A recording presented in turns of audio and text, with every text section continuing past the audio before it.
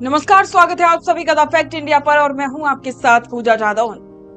ऐसा लग रहा है जैसे कि सचिन पायलट के समर्थक सिर्फ इंतजार कर रहे थे एक छोटी सी चिंगारी का जो अशोक गहलोत ने सुलगा दी और उसके बाद अब पायलट के जितने भी समर्थक हैं वो सभी गहलोत पर ऐसे हमलावर हैं जैसे कि मधुमक्खी का छत्ते को छेड़ने के बाद वो हमलावर होते हैं।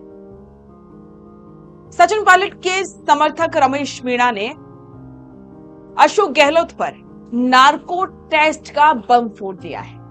करौली में जो किसान सम्मेलन हुआ था, इस सम्मेलन में सचिन पायलट भी पहुंचे थे। इस दौरान रमेश मीणा ने सीधे तौर पर कहा है कि अगर उन्होंने 10 करोड़ रुपए लिए हैं तो उनका नार्को टेस्ट करवाया जाए, वो उसके लिए तैयार है। और इसके साथ साथ उन्होंने अशोक गहलोत से भी एक ऐसा सवाल कर दिया जिससे कि कांग्रेस की अंदरूनी खींचतान को सड़क पे लाकर के खड़ा कर दिया है और अशोक गहलोत को चारों तरफ से घेरने का प्रयास किया गया है। तो क्या सच में अशोक गहलोत अब चारों तरफ से घिरते हुए नजर आ रहे हैं? क्या सच में अब अशोक गहलोत की मुश्किलें कम होने की बजाय बढ़ती जा रही है? ये राजस्थान कांग्रेस का वो अंदरूनी घमासान है जो थमने का नाम नहीं ले रहा है। साल 2020 में सचिन पायलट के साथ बगावत का झंडा बुलंद करने वाले पूर्व मंत्री रमेश मीणा ने गहलोत खेमे के उन आरोपों पर तीखा पलटवार किया जिसमें बागियों पर 10-10 करोड़ रुपए लेने के आरोप लगाए जाते हैं। रमेश मीणा ने इन आरोपों को सिरे से खारिज करते हुए सीधे नार्को टेस्ट का चैलेंज दे दिया है। उन्होंने कहा कि मैं चुनौती देता हूं कि अगर रमेश मीणा ने 10 करोड़ रुपए लिए तो मैं नार्को टेस्ट करवाने के लिए तैयार। लेकिन साथ ही अशोक गहलोत का भी नार्को टेस्ट होना चाहिए कि उन्होंने निर्दलीय बीटीपी और भाजपा के विधायकों को कितने रुपए दिए थे।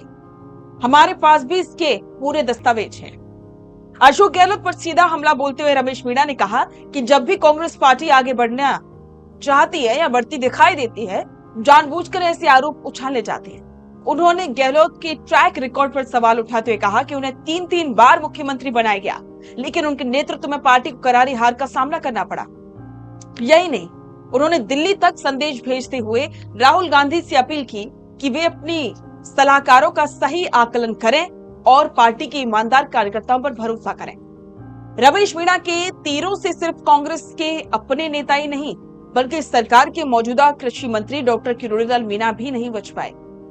सूबे में चल रहे बीज घूस कांड का हवाला देते हुए रमेश मीणा ने किरोड़ीलाल मीणा पर कृषि विभाग में भ्रष्टाचार के आरोप लगाए। उन्होंने आरोप लगाते हुए कहा कि इस भ्रष्टाचार की वजह से प्रदेश में किसानों को मिलने वाले बीज और कृषि सामग्री की आपूर्ति पूरी तरह से प्रभावित हो रही है। अब सबसे बड़ा सियासी सवाल, क्या पूर्व मुख्यमंत्री अशोक गहलोत इस वक्त चौतरफा हमले से घिर चुके हैं? राजनीतिक जानकारों की माने तो राजस्थान की मौजूदा राजनीति परिस्थितियां कुछ इसी ओर इशारा कर रही। सचिन पायलट ने करौली से इशारों में गहलोत के तीखे बयानों पर मर्यादा और शब्दों की सुचिता का हवाला देकर साइलेंट अटैक किया। आरएलपी सुप्रीमो हनुमान बेनीवाल ने भी मानेसर घटनाक्रम को याद दिलाते हुए गहलोत सरकार पर विधायकों की खरीद फरोख्त का संगीन आरोप बढ़ा। और अब रमेश मीणा ने सीधे नार्को टेस्ट की चुनौती देकर और निर्दलियों को पैसे बांटने का जवाबी आरोप लगाकर गहलोत खेमे को बैकफुट पर धकेल दिया है। तो कुल मिलाकर देखा जाए तो इस वक्त राजस्थान की सियासत में बयानों के बारूद बरस रहे और ये बारूद किस पर जाकर फटते हैं ये तो वक्त ही बताएगा। तो हर एक अपडेट के लिए बने रहें द फैक्ट इंडिया के साथ और साथ ही इस खबर पर अपने विचार कमेंट बॉक्स में जरूर साझा करें और बने रहें द फैक्ट इंडिया के साथ। रुकिए और जरा ध्यान से सुनिए। क्या आप हमारे इन खबरों से अपने व्यापार को भी बढ़ाना चाहते हैं? तो आप भी खबरों के दौरान इस तरह के एलिमेंट्स पर अपना विज्ञापन दे सकते हैं या फिर ऐसे खबर के 1 मिनट बाद अपना पूरा विज्ञापन डलवाएं जो कि 8 लाख से ज्यादा सब्सक्राइबर्स और फॉलोअर्स वाले द फैक्ट इंडिया चैनल्स और पेजेस से राजस्थान के कोने कोने में पहुंचेगा और इससे आपका व्यापार ब्रांड सब कुछ बढ़ेगा।